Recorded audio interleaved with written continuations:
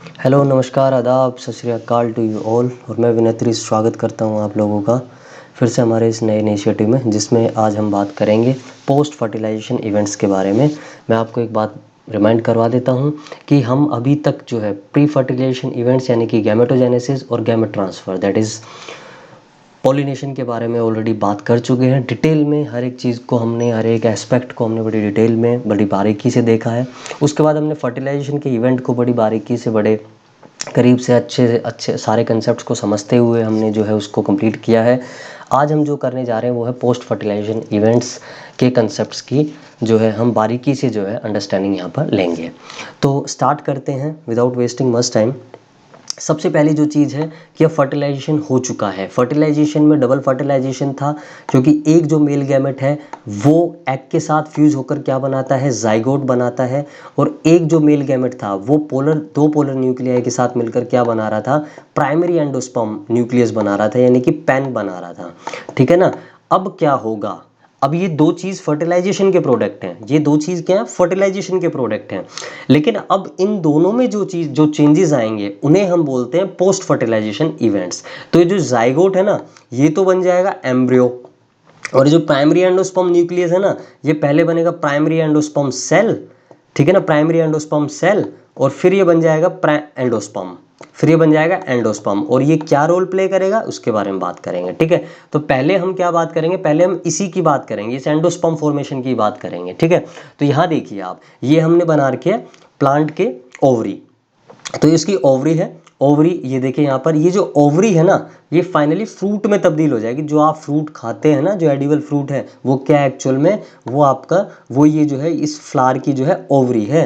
ठीक है, और इसके अंदर जो ओव्यूल है ना, जो ये ओव्यूल था, ये क्या था, ये है सीड। जो भी आपको लाइक आप एप्पल खाते हैं, ठीक है ना, लाइक आप ऑरेंजेस खाते हैं, वो सब आप जो देखते हैं ना, वो सीड जो ओव्यूल है, जो फ्रूट आप खा रहे हैं वो क्या है, वो है ओवरी। ठीक है, अब यहाँ पर ये प्राइमरी एंडोस्पर्म न्यूक्लियस बन गया था, ठीक है ना, जो कि ट्रिप्लॉइड था, है ना, जो कि ट्रिप्लॉइड। ये प्राइमरी एंडोस्पर्म सेल बनाएगा और प्राइमरी एंडोस्पर्म सेल से एंडोस्पर्म बन जाएगा। ठीक है जी, चलिए। और ये जो जाइगोट यहाँ पर बना था, ये एम्ब्रियो बना लेगा। और जो इंटेग्यूमेंट्स हैं, ये सीड की कोट बन जाएंगी। सीड जो बीज आप देखते हैं ना, उनकी जो कोट होती है, उनकी जो ऊपर की कवरिंग होती है, वो इंटेग्यूमेंट्स बनाती हैं। इनके बारे में बड़ी डिटेल से बात करेंगे। फ्रूट्स के बारे में हम +1 में भी बात करेंगे, और यहाँ पर भी मैं आपको बताऊंगा सीड के बारे में, फ्रूट्स के बारे में भी। ठीक है, तो बड़ा इंटरेस्टिंग है इसको जानना। अब देखिए, हमने देखा था कि यहाँ पर चलाजे लैंड की तरफ 3 एंटीपोडल सेल्स थे जो कि डिजनरेट हो गए हैं अब। ठीक है, एक सिनर्जिड का सेल जो है वो इस वक्त जब ये पोलन ट्यूब एंट्री कर रही थी तब ये डिजनरेट हो गया था। ठीक है ना, ताकि पोलन ट्यूब एंट्री कर सके। ठीक है, मेल गैमेट की एंट्री को जो है जो फैसिलिटेट करने के लिए सिनर्जिड जो है वो डिजनरेट हो गया था। दूसरा जो सिनर्जिड था वो अब डिजनरेट हो चुका है। तो दोनों जो ये सिनर्जिड्स और एंटीपोडल टाइप के जो सेल्स हैं, ये डिजनरेट हो चुके हैं। अब एक क्वेश्चन यहाँ पर अराइज होता है, एक क्वेश्चन यहाँ पर अराइज होता है कि एंटीपोडल सेल को जब डिजनरेट ही होना था तो ये बने क्यों, है ना, कि इनका फॉर्मेशन ही क्यों हुआ। और यहाँ पर सिनर्जिड्स को जब डिजनरेट होना था तो ये भी क्यों बने। ठीक है ना भाई, ये जो बना है प्राइमरी एंडोस्पर्म न्यूक्लियस, इसका तो हमें समझ में आ जाएगा अभी। ठीक है ना, कि ये क्यों, क्योंकि ये एंडोस्पर्म तो रिजर्व्ड मटेरियल है, ये तो न्यूट्रिशन प्रोवाइड करेगा डेवलपिंग एम्ब्रियो को, नरिशमेंट प्रोवाइड करेगा।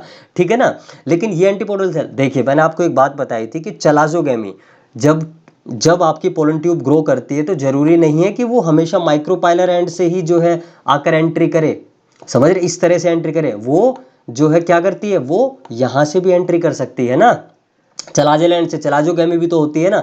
तो जब चलाजोगैमी होती है ना, तब उनकी कौन मदद करता है, तब उनकी एंटीपोडल सेल ही तो डिजनरेट होकर मदद करते हैं।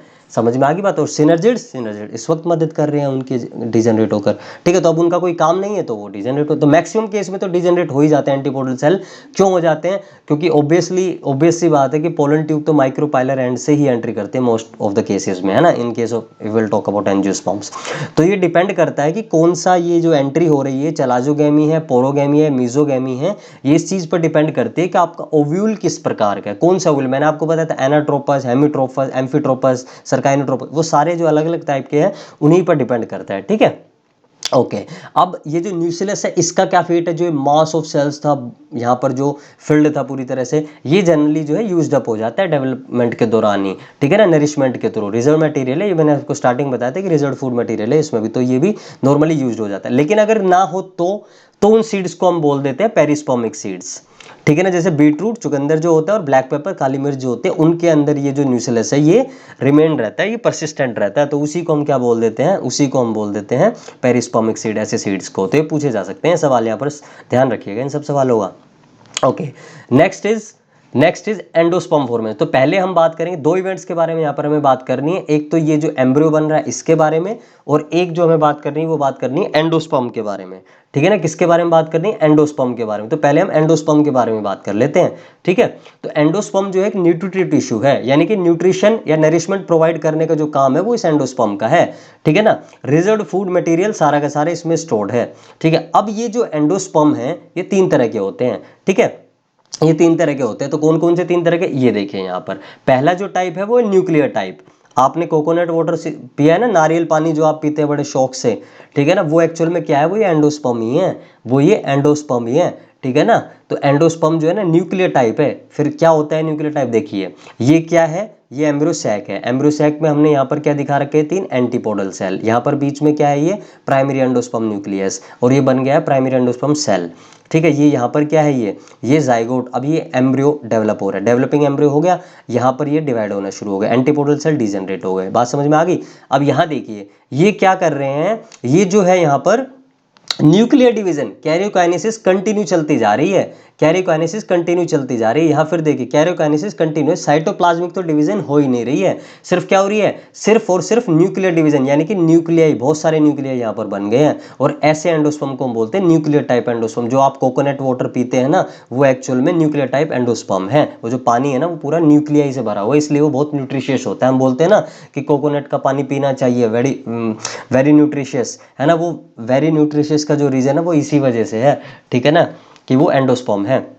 एक बात होगी क्लियर। दूसरा जो टाइप है वो सेलुलर टाइप। सेलुलर टाइप में क्या होता है, यहाँ देखिए आप, सेलुलर टाइप में क्या हो रहा है, यहाँ पर सेम वही zygote, primary endosperm cell and antipodal, antipodal degenerate हो गए। अब देखिए यहाँ पर क्या हुआ, यहाँ पर cytoplasm, karyokinesis and cytoplasm, karyokinesis cytokinesis, karyokinesis cytokinesis, और फिर इस तरह से सेलुलर मास बन गया पूरा। तो ये हमने इसको क्या बोला, सेलुलर टाइप बोला, ठीक है। तो दोनों में डिफरेंस है ना, बिल्कुल है।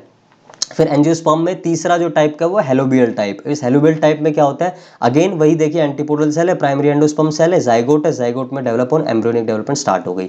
तो यहाँ पर देखिए, यहाँ पर जो माइक्रोपाइलर एंड है और ये चलाजल एंड से जो है यहाँ पर डेवलप, ये जो है न्यूक्लियर डिवीजन होना शुरू होता है, ठीक है, चलाजल एंड। फिर ये बढ़ता है साइटो का जो है साइड इधर की तरफ, माइक्रोपाइलर एंड की तरफ। ये देखिए इस तरफ से ग्रोथ होते होते ऐसे बढ़ता है। तो इसको हम बोलते हैं हेलोबियल टाइप ऑफ जो है एंडोस्पर्म इन एंजियोस्पर्म, ठीक है ना। तो इस तरह ये 3 तरह के हमारे क्या है यहाँ पर एंडोस्पर्म है।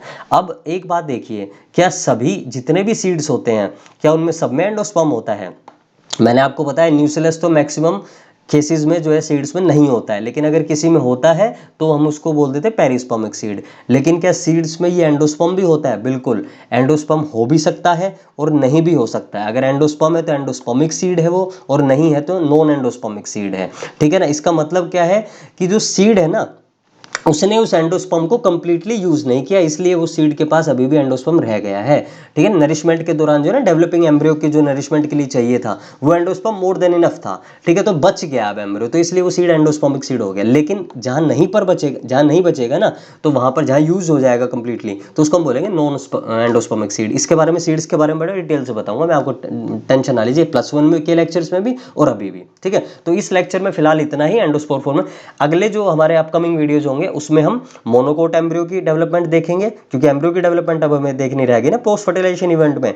फिर हम डाइकोट की एम्ब्रियो की डेवलपमेंट देखेंगे, और फिर मैं आपको एक जो वीडियो बनाऊंगा वो सीड्स पर ही बनाऊंगा, अच्छे से आपको सरवाऊंगा, सीड और फ्रूट्स दोनों चीज उसमें बताऊंगा आपको। एंडोस्पर्मिक सीड कौन सी है, नॉन एंडोस्पर्मिक सीड की है क्या है, बढ़िया तरीके से स्ट्रक्चर के साथ आपको समझाई जाएगी हर एक चीज़। और उसके बाद मैं आपको क्या बताने वाला हूँ, उसके बाद मैं आपको बताने वाला हूँ फ्रूट्स के बारे में भी, यहाँ पर एक ब्रीफ ओवरव्यू दे दूंगा, ठीक है। तो आज के लिए इतना ही, और please refer your NCERT and thank you very much.